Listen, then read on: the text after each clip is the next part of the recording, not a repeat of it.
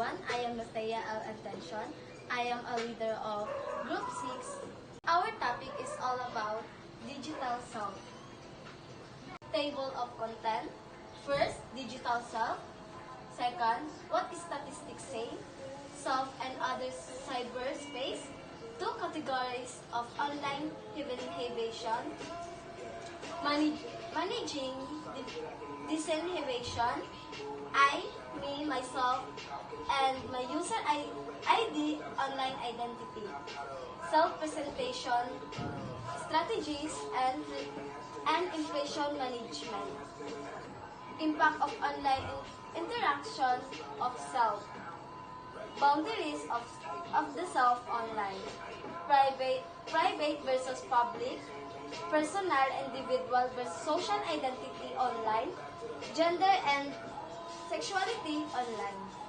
Here naman, kumbaga, lahi imong ginapakita nga ugali sa personal o sa social media. Sa social media kay imong ginapakita kay kanang ay ugali kay hilig ka mag-post sa imong social media, hilig ka mag-comment, maghimog content. Unya sa ano naman sa personal na imong ginapakita sa tao kay kanang butan ka, hilumon ka, inana imong ginapakita nga ugali sa ilaha. Here naman sa what is statistics says, according to the article Midinili na 2016, the Philippines is the fastest growing market on the smartphone in the Association of the Southeast Asian Nations.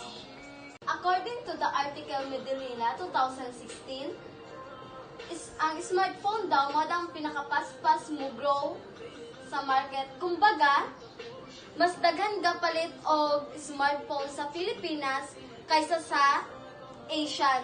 Kaysa Asian murag gamit Japon sila og kanang smartphone, pero dili gud halos dili tanan ang gagamit gud. Dili amang gud sa Pilipinas kay naaring upgrade nga iPhone paliton dayon, di ba? Karon unsa na ang mga mga cellphone, di ba? Also na kay siya mas mas update gud ang mga Pilipinas mo upgrade dayon sila og cellphone nato. Self in other cyberspace. Cyberspace refer to the virtual communication world and more specifically an electronic medium that it used to facilitate online communication. So, what is cyberspace? Based sa akong na-search guys is ang cyberspace, ang iyang virtual is nagatukod jud siya sa internet and computer. Kung paano ka magdula og online games, kung paano ka makipag-chat gamit ang online, kung paano ka magpalit og things gamit ang online, like example, pag-chat sa Messenger og pag-post nimo sa social media og pagdula nimo og mga online games is pag-ingana is naa ka sa cyberspace. Digital literacy means having skill you need to live, learn, and work in a society where communication access to information.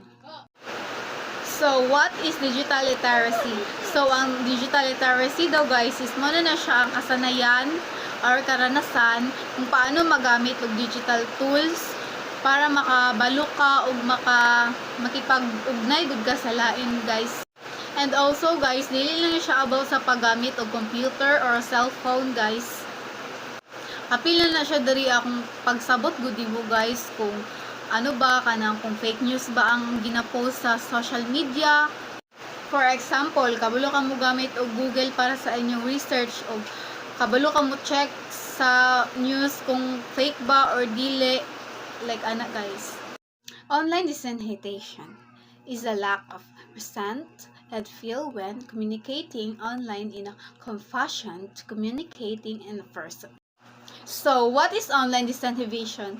Guys, ang online disinhibition daw guys is mao na siya ang mga tao nga prangka kaayo sa online, isog kaayo, attitude kaayo, pero sa yung ilahang batasan sa personal guys is lahi ra jud kaayo guys. For example, kanang ano kay siya, maldita kaayo siya, attitude kaayo siya sa social media, pero inig makaatubang nimo siya sa personal guys, ang iyang batasan is hilumon kaayo, di kay siya hilig makig-socialize, o dili siya hilig makig-interact, ingana ang online disinhibition guys. The two categories of online disinhibition. Number 1, Pinay disinhibition. We're more likely to open up, show vulnerability, and share our deepest fears. We help others, and we give highly donate on site like Red Cross. So, what is Pinay disinhibition? Mo ni siya guys ang mga positive things sa online disinhibition. Mo ni siya ang mga tao nga dali lang kaayo sila maka-share sa ilang experience, dali lang kay sila maka-open up sa ilang mga problems, like di gud sila maulaw mag-open up guys kay dili man nila katubang ang ilahang giistoryahan nga tao guys. For example guys, nag-post ka og message or encouraging or experience nimo para maka-inspire gud sa uban guys og maka-help sa ilaha. Toxic disinhibition. We're more likely to harass, abuse, and threaten others when we can't see their face. We indulge our darkened desires. We hurt people because it's easy. What is toxic disinhibition? Ang toxic disinhibition daw guys is mao ni siya ang mga negative things sa online disinhibition.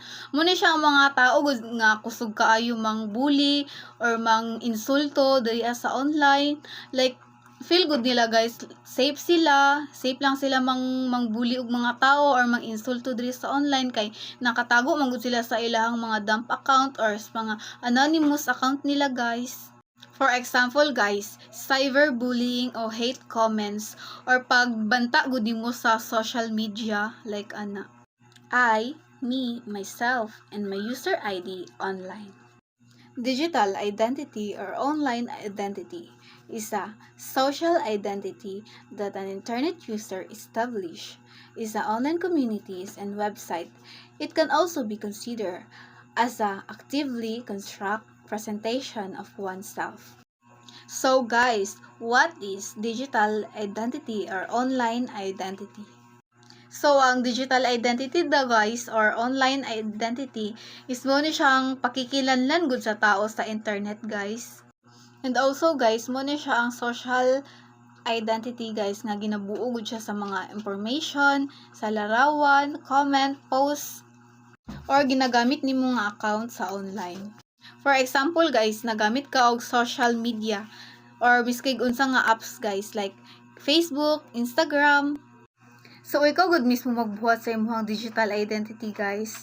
Every time guys nga mag-post ka sa imong pictures or sa imong ginaingon sa social media, like ma-share gud ang imong picture sa online world.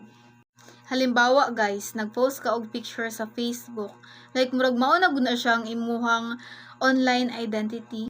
A user ID is a unique identifier commonly used to log into a website, apps, or online service. It may be a username, account, numbers, or email address. So, what is ID user? Ang ID user daw guys, is mo ni siya ang natatanging identifier gud nimo guys or pangalan na imong ginagamit para makasulod ka sa website or social or sa email gud nga imong gilag-inan like ana. So, mo ni siya ang murag imuhang personal code good guys or username na kung makatawan gud sa imuha bilang user. So, lastly guys, ang user ID guys is mo ni siya ginagamit para makilala gud ka guys or maprotektahan ang imong account. Positive impact of social media and online interaction on the self. Social media sites inform and empower individuals to change themselves and their communities. Social media helps people learn new things and feel strong enough to make a difference in their lives or in the place where they live. So, nag-help daw ang social media na maka-change sa isa ka tao or maka-change sa ugali sa isa ka tao. For example, may nakita ka na motivational post sa Facebook or any social media and that way, ma-change ang imong perspective sa imong sarili.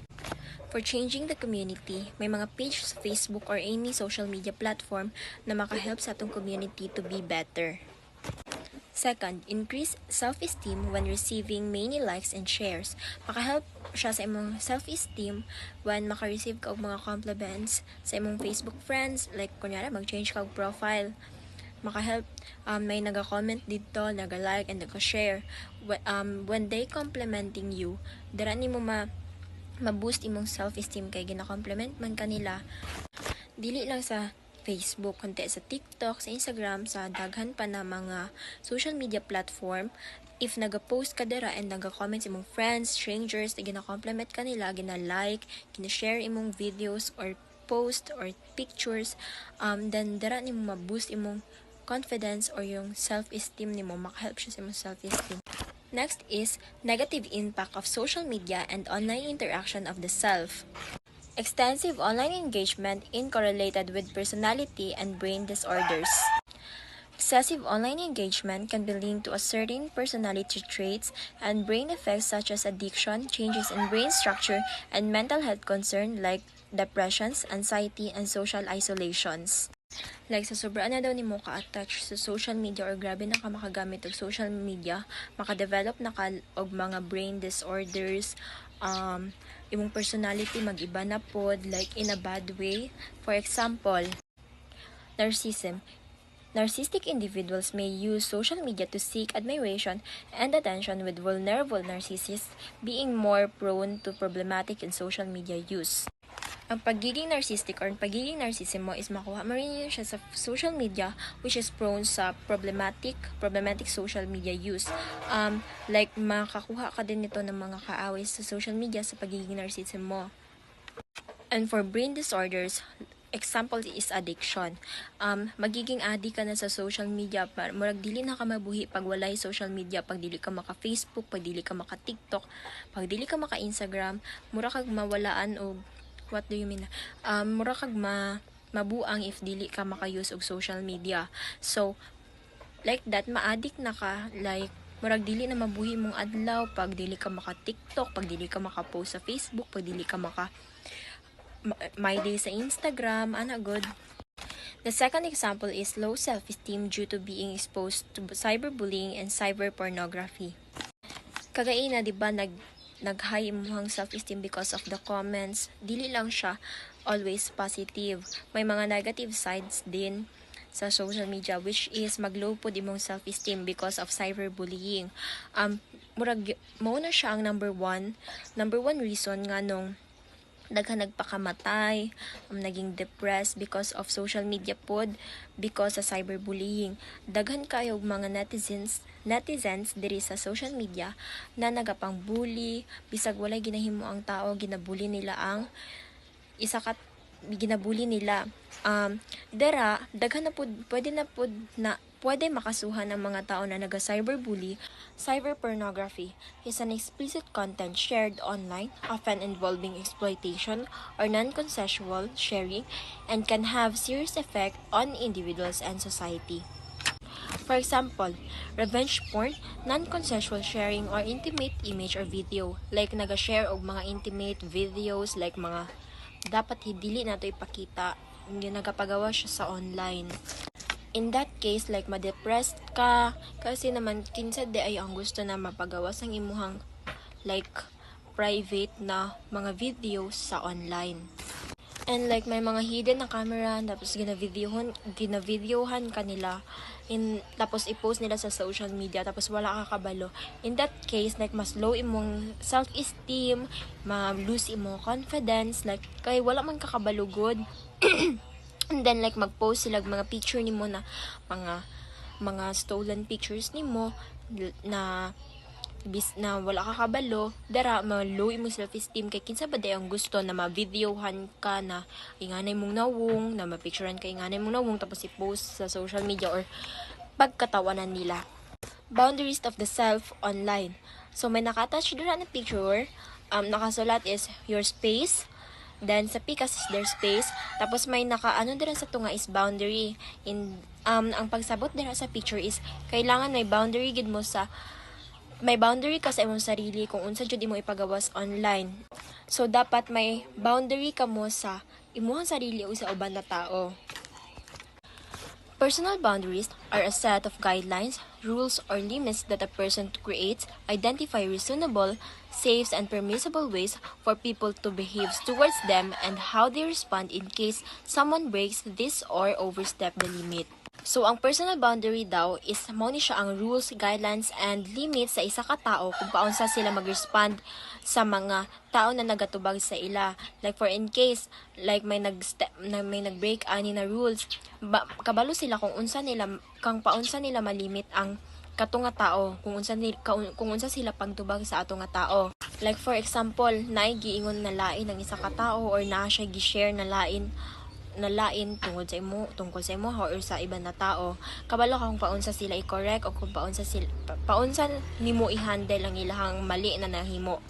And isa pa sa ilahang secret na dapat dili nila i-share sa imuha or ana, pwede mo nimo sila i-correct na dapat na boundary sa tanan, na boundary sa iyaha ug sa imuha, kagaya sa to na picture na ang sa to nga is boundary. Setting boundaries to online self. First, stick to safer sites. So, may mga sites na mas safe and dapat balaan nimo kung asa lang kadapit na sites. Kung asa lang na sites imong pwede gamiton. Dili ka magpatakag pindot sa mga links or magpatakag visit sa mga sites kay may possibility na ma-hack imo ang Facebook or any social media platforms nimo na sa imuha. Sa karon is daghan na gid kayo hacker, so be careful sa paggamit sa mga sites na sa pag-open sa mga sites or pagpindot sa mga links. Second is guard your passwords. Make sure na safe ang imuhang password at wala na makabalo na uban. Be choosy about online friends. Diri since daghan naman kayo ng mga teenagers or mga netizens ang gina-engage kinila ng sarili online. So, some like nakahimo na silang mga friends online, Facebook, mga online friends sa mga games, Mobile Legends, COD, daghan na gid ka makita ng mga friends dera. And sa mga dating apps, dera pud ka makakita og mga friends. Pero dili man gud ka sure if tinuod jud to ilahang identity or ilahang personality. May iba man gud like nagapanggap lang sila sa inganya na tao, may ginagamit sila ng profile picture na dili man day ilahang nawong, which is be careful for that. Kay daghan man gud og mga hackers na karon, like daghan ng mga scammers karon, kaya maging wise sa mga online friends. And wala pud kakabalo kung unsa ilang intention sa imuha. Dapat i-make sure sa good nimo kung unsa ilang intention sa imuha. Fourth is, remember that anything you put online or post on a site is there forever, even if you delete it. Isipon jud nimo na tanan-tanan nimo gina-post sa online, sa sites, or mga videos na gina-post nimo, mga pictures nimo is naalang ginadara sa social media. Biskad i-delete pa na nimo, daghan gyapon nang makakita ana, walay makalimot ana. Tapos wala pud ta kabalo kung asa mapadulong ang mga pictures nga gina-delete nimo sa social media, mga post nga gina-delete nimo, kung asa sila mapaadto. Kay grabe man gud ka powerful ang social media, kaya be wiseful, think before you click. Ingana jud, dapat isipon jud nimo kung bago ka mag-post sa mga social media. Fifth is, don't be mean or embarrass other people online. Dili nimo ipaulaw imong mga classmate, imong mga friends, dili ka maging maldita or maging mean sa mga tao online, kasi dili man gud na siya makamaayo sa imuha, and you can cause other people to lose their confidence, their self-esteem. Wala ka kabalo kung unsa ilang ginapagdaanan, kaya maging kind na lang ka sa ilaha. Tapos dili pud ka magpaulaw sa imong mga friends sa social media in case na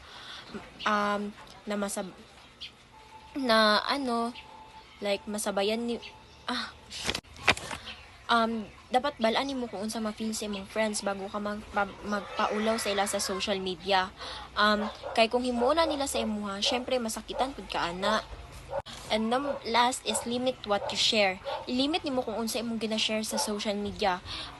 Dapat may boundaries gid ka sa social media. Dili tanan kailangan nimo i-post sa social media kanang mga away-away ninyo. For example, like nag-away mo si Moyab, tapos nag-cheat siya, gi-post nimo. And tapos at the end is gibalikan nimo siya. Syempre dili kamo man ang maulawan ana, dili man ang mga netizens or other, kay nagbalikanay lang man gihapon mo nganong nag-post pa ka. So okay lang na i-post mo ang mga like kung mga viewers sa mga cheater ay nana. Pero to the point na nagbalikanay mo tapos i-post na mo siya, kamo lang mapaulawan.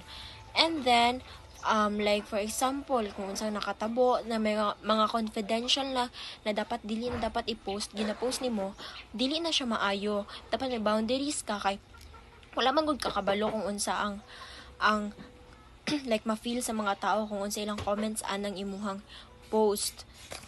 So maon lang to, dapat maging may boundaries ka sa social media, mag-post sa mga post ka, dapat balaan mo kung unsa imong gina-post.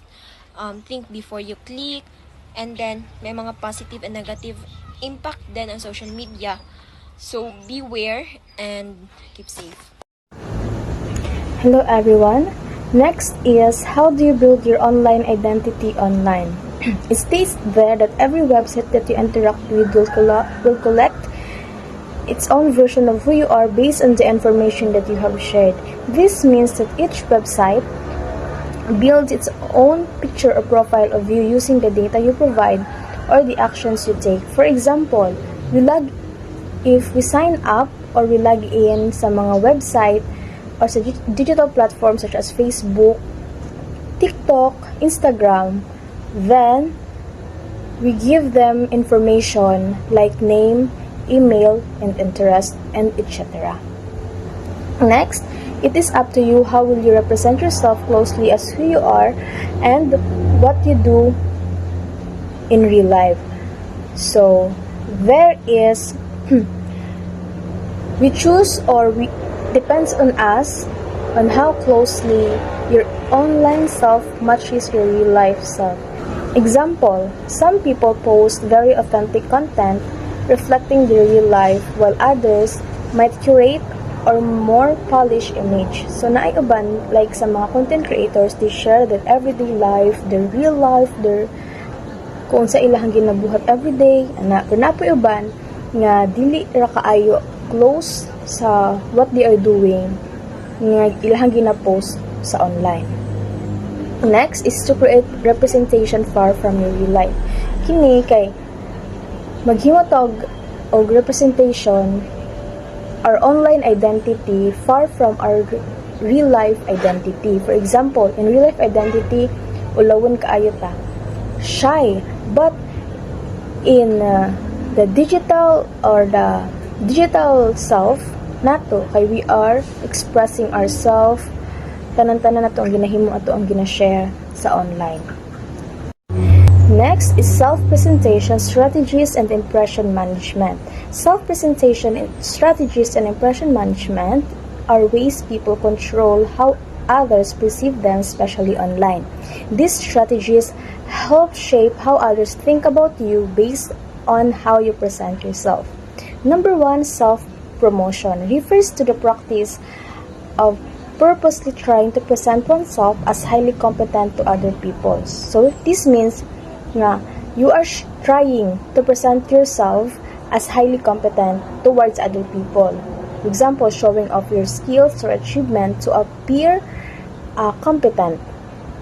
Example ani is posting about a project you completed successfully on Facebook, or posting your medals, your certificates on how active you are sa mga activities sa school. Number 2, ingratiation. It refers to behaviors that a person illicitly enacts to make others like him or her or think well of his or her qualities as a person. So, this means doing things to make others like you. For example, ani is commenting on friends' posts to show you are interested in their lives. So mag-comment ka dito that you are beautiful, mag-comment ka sa mga pictures sa imong mga friends sa Facebook, nagwapa kaayo ka, sana also they will like you for complimenting them. Next is exemplification. Exemplification is defined as a strategic self-presentational strategy whereby an individual attempts to project an image or integrity and moral worthiness. So this one is acting in ways that show you are good person with integrity. So for example, is sharing a post about helping or volunteering a outreach program sa mga tao na unreachable. Next is standing for what is the right.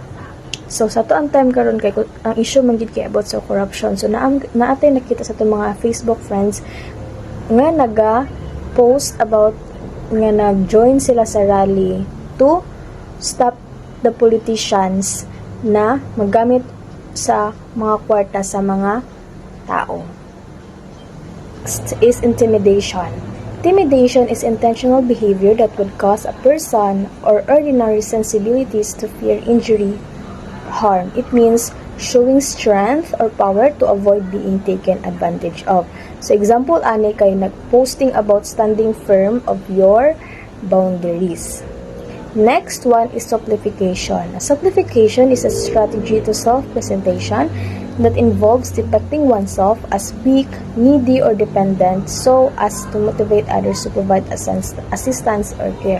So kini naman showing vulnerability to get help or sympathy. So ang example ani kay asking for help on a forum because you are struggling with something. So for example kanang naa kay family or loved ones nga nagkasakit and you need financial assistance. So mao ni siya mag-post ka sa Facebook nga you need some financial assistance or you need help kay para ibayad sa bills sa katong loved ones nimo nagkasakit. Next, the impact of online interactions on the self. The development of the person's social aspect can be greatly influenced by technology due to an insufficient amount of real-life social encounters, although online encounters are easy and more convenient. This means that online interactions are convenient, but, yes, there's a but. It can affect our social skills if we overuse it. Because face-to-face interactions help develop important skills like empathy and on how to communicate properly. So therefore, balance online and offline interactions for healthy social development. Public versus private. In many online environments, people cannot see others. Nobody can judge the statement and the image because of the cloak of invisibility. In the public mode, the post will be treated as open book. Because of security, many online users are using private mode. Invisibility is also gauged to misrepresent oneself. Public mode, anything you post can be seen by everyone. Marashag open book, visible to all, even nga dili nimo kaila. So, ang private mode is what you post is karang limitado lang siya or nakadepende sa imuha kung kinsa ang gusto nimo nga makakita sa imong gi-post. Personal, individual versus social identity online. Identity is made up of both personal identity and social identity is usually based on group affiliation. Like in social media, many people identify themselves as member of certain groups so that it will easy for them to communicate their concerns or issues. Personal identity is like your own personality, interest, and kung paano nimo and how you see yourself. And so social identity online is how you see yourself as part of a group or community. Like karang example, nagasali ka sa mga certain groups sa social media, so mas dali ra daw sa imong makipag-communicate or makipag-share sa imong concerns. Gender and sexuality online. A special concern is that boys raised in traditional manner are socialized to conceal their emotions. Researchers have found that problem behaviors often characterized highly masculine adolescents. Gender intensification highly states that psychological and behavioral differences between boys and girls become greater during early adolescence. Ang gender o sexuality online ay about kung paano daw naapektuhan ang atong gender ay kung paano daw naapektuhan ang gender sa atong kilos nga nagapahayag sa internet. Sa internet daw mas may freedom ta nga ipakita gud ang atong sarili kay walay direct judgment. And ang gender intensification habang daw habang daw tigulang tamas ginapush ta sa society nga mag-act good based sa atong gender. Like for example is kapag lalaki ka dapat maging tough guy ka, and kapag babae ka dapat maging soft girl ka.